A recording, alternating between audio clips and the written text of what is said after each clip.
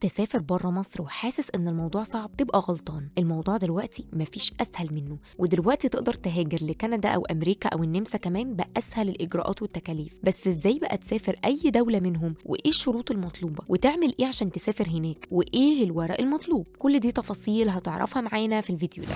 ناس كتير حلمها إنها تسافر وتجرب حظها بره مصر، بس دايما بيصرفوا نظر عن الفكرة دي بسبب المصاريف والإجراءات المعقدة. بس استنى، حلم الهجرة مش بعيد. انت دلوقتي تقدر تسافر لأكتر من دولة بإجراءات وتكاليف بسيطة. زي النمسا مثلا، ناس كتير ما تعرفش ان عندهم أكتر من 10 أنواع لتصاريح الإقامة، يعني مش طريق واحد وخلاص، لا، في اختيارات حسب شغلك، دراستك أو حتى ظروفك. بس أهم نقطة إنك تقدم من بلدك الأصلي مش وانت سائح هناك. من ضمن التأشيرات تأشيرة دي، ودي بتخلص في 6 شهور. غير كده بقى الحياة هناك منظمة جدا، طبيعة خرافية، جبال القلب، هدوء ونظام أوروبي واضح في كل حاجة. بعدها بقى نيجي لبلجيكا. البلد دي عشان تاخد إقامة دائمة هناك لازم يكون عندك شغل. هما بيحبوا يشغلوا مواطنينهم الأول، بس عندهم مرونة إنك تقدر تقدم على شغل من بلدك. أول ما بتمضي العقد بتنزل، بتاخد إقامة مبدئية، وطول ما شغلك مستمر ومفيش مشاكل طريق الإقامة الدائمة بيقرب. وعلى فكرة دي بلد صغيرة لكن قوية اقتصاديا، ومستوى المعيشة فيها كويس جدا.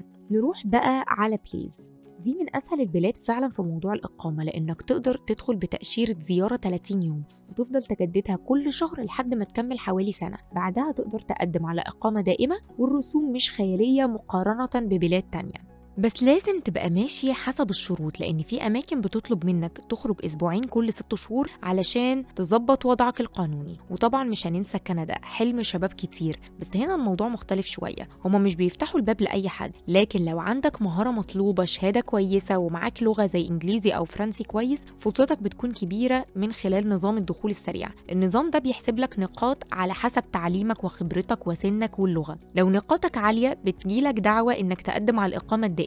كندا بتركز على الكفاءات، يعني لو عندك حاجة تضيفها لسوق العمل هناك فالباب مفتوح. نيجي بقى لأمريكا اللاتينية. عندك مثلا كوستاريكا. البلد دي معروفة بالهدوء وجودة الحياة. عندهم برنامج للمتقاعدين محتاج دخل ثابت حوالي $1000 في الشهر. الحياة هناك بسيطة، ولو عندك مهارات مطلوبة تقدر تمشي في سكة الإقامة الدائمة بعد كده. برضو في الإكوادور لو تقدر تثبت إن عندك دخل $800 شهريا بتقدر تاخد إقامة. الجميل إن مفيش شرط للسن صارم. البلد فيها تنوع رهيب بين جبال وبحر ومدن حديثة، وتكلفة المعيشة أقل من أوروبا وأمريكا الشمالية. أما المكسيك فممكن تبدأ بحاجة بسيطة جدا اسمها تأشيرة ال FMM. بتاخدها من المطار وبتخليك تقعد 6 شهور وبعدها تجددها. ناس كتير بتبدأ كده وبعدين تشوف سكة إقامة أطول. وعلى فكرة المكسيك فيها مدن حديثة جدا ومناطق سياحية جميلة وتكلفة معيشة معقولة حسب المدينة. وفي نيكاراجوا بتقدر تروح هناك، بس محتاج تثبت دخل حوالي $600 شهريا. بيقول إن سنك ما يعديش 45 سنة، بس أحيانا يعني بيتغاضوا عنك لو دخلك ثابت.